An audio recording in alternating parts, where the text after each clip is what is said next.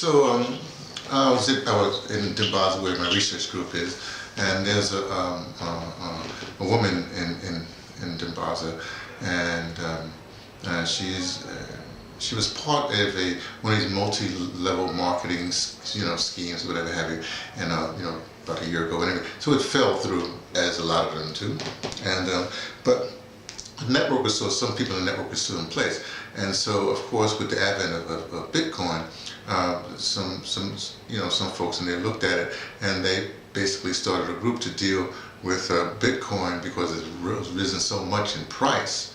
Of course I know about this stuff like three years ago or whatever, it's from watching Max Kaiser and stuff like that. But of course, I'm not a materialistic person.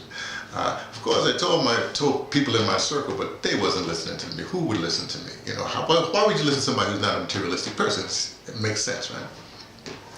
So anyway, so they started this thing, and I, because of my research group and because of I looked at this thing as a way of perhaps part of my studies is community development.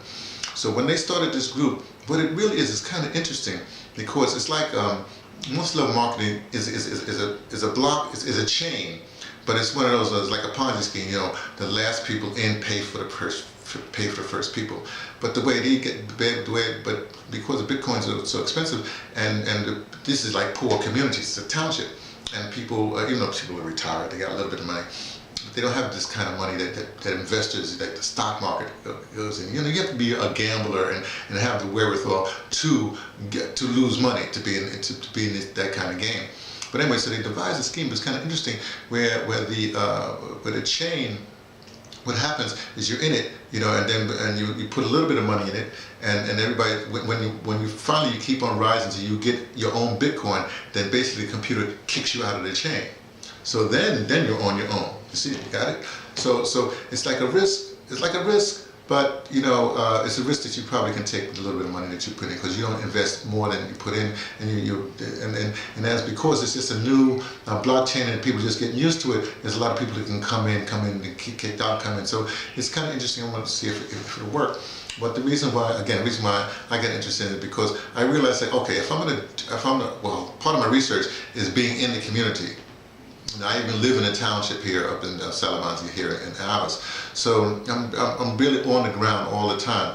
So I said, okay, here's what I do. Let me jump into this thing, right? So I can just experience what it's like. So I can experience what it's like. Plus, it's interesting because if this happens the way it is, because it could be an organizing tool, not just for the block, whoever's going to be in this blockchain or this little scheme, but there's places like, I think there was a report, at least my associate down there said he was looking at something, and he looked at, there's a village in Indonesia. Well, I'm just reporting what he said, so I could be wrong, he could be wrong. No, he's right. He's paying attention to the internet. But there was a village, right? And one of the sons, was in a big city and just told his mother about the Bitcoin blockchain. This woman organized the village, right? So they put a little bit in, and they bought this. This is early on. They bought Bitcoin. I guess it was Bitcoin, and now they have some wealth. So this is an interesting thing. If this could happen in the villages around Dimbaza, then it would be great for my research. It'd be a case study as far as the economic shot. So it's very interesting. Now, to bring all that up, so I went over to the woman's house to talk to her and actually to invest some money, because of the way it is, right? But when I came there, she was in the back paying attention to one of her grandchildren. And so one of a young boy, this is a Friday, and I guess sometimes they don't have school on Friday. Anyway, there's a boy, he must have been about maybe 7 years old, somewhere around there, 7, 8, maybe at the most. And he's of course, he's watching TV, he's got a little thing like that. He's watching cartoons. So I come in there, and I'm always messing with everybody, especially, I just mess with everybody. So I said, watching TV, I said, where's your book? That stuff's gonna rot your brain. Where's your book? Because I'm watching cartoons, the Cartoon Network, right? And then his I guess his older brother, comes and say, yeah, I keep on telling them, you know, and then the problem with these kids today, you know, they got these little spinning tops now, and every once in a while they go from one thing to another thing, and they're always playing. Now, I have nothing against playing. Now, playing is good because if you like the book that was Henry Dumas' book that was published after he died, after he passed, and Eugene B. Redmond worked on it to put it out. It's called Genoa and the Green Stone. One of the lines in the book, I guess it starts off something like the playing children is how you learn how to deal. Basically, wow, I'm misphrasing it, but it's a great line. Get the book, Genoa and the Green Stone. Henry Dumas, look it up, blah, blah, blah. Anyway, back to the point, sorry for meandering. So I'm very into people reading, you know, like that. And so he's complaining like that. So I tell the boy, I said, go to your room and get your book, right? So the guy's getting all nervous. So then the mother came out. He had to do something, so he had to go. No, he left, right? And so we changed the channel to RT. Actually, strangely enough, who was on? Max Kaiser was on. So we're listening to Max, you know. And so here now we're watching TV. Anyway, so I don't watch TV. So this is like I catch Max on the internet. Okay, so but before that happened, as we were sitting there watching him watch cartoons, you know, the cartoons, it's like a video. It's like they make a cartoon video. Maybe they didn't put a whole lot of money into this production. Then something happened with this thing that upset me. Now let me say something. I don't get upset a whole lot, and not with the modern culture. I mean, like I used to be an artist model. Nudity doesn't say. I've been in theater since I was 17. No kind of sexual perversion. Nothing upsets me. You know, cursing and whatever. Like, I mean, I don't, but because of my it's a whole code thing when I got to my eldership. But I mean, you know, to me, like words are sounds. You know what I mean? So it doesn't really bother me. So I don't, you know, correct people. Nothing, smoking, whatever, drinking, none of that stuff really bothers me. I don't hang out with drunks because they don't make any sense. Or drug addicts because they don't make any sense. It's like talking to a brick wall. Okay, I'm sorry to meander. But we're watching a little bit into the cartoon, and of course another kid was still there, and I noticed that the cartoon, I guess the character in the cartoon, they look like, you know, they maybe like 5 or 6 years old. You know how they put a cartoon. They're young, and they had the one part, you know, the boy and the girl is kissing. You know, I say, wow, that's kind of interesting. I don't remember that. I don't remember that at all. Now I'm gonna get to the part where I said, let me just meander one more time and say something.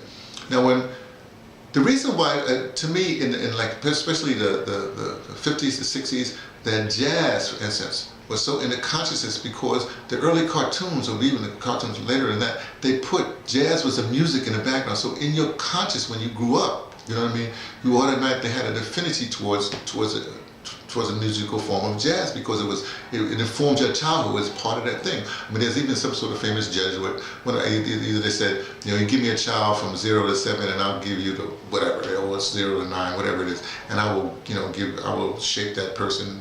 The church will happen for the rest of your life. So these cartoons, at a very early age, they're informing you. But then I'm saying, well, I guess, you know, I'm calling it, they got, you know, little girls and boys kissing, or cartoon characters kissing, but then it switched, and the guy is kissing an insect or a creature. I'm going like, wow. I'm going like, what's going on here? I mean, what are children now thinking? This is difficult. Let me say this. Okay, let me go back and give you a real life thing that it just came out when I'm thinking about this. I'm in Alice now, but I used to be in Cape Town. I used to deal with groups in Cape Town. And in Cape Town, what happened? I was in a place called Dunoon, and in Dunoon, there's a place, one of these things where you get your meat or whatever have you, and you took it back, and you how you say you braai it, you know, you'll say barbecue it, you know, put it on a spigot, you know, and then you go upstairs and eat it. There's a balcony upstairs, and one time I was there, and I was looking out the balcony, and it was I guess it was a Friday because it was early, and this girl came out. A girl, she must have been about, again, 7 or 8 years old, no, 8 or 9, 10, somewhere around there, was coming by, her house was right across the thing, or the yard was right across there, and a little boy came, and she, you know, put up her dress like that, and he came in, you know what I mean, like that. So, you know, you understand there's maybe little girl games or whatever have you, but that's boy and girl.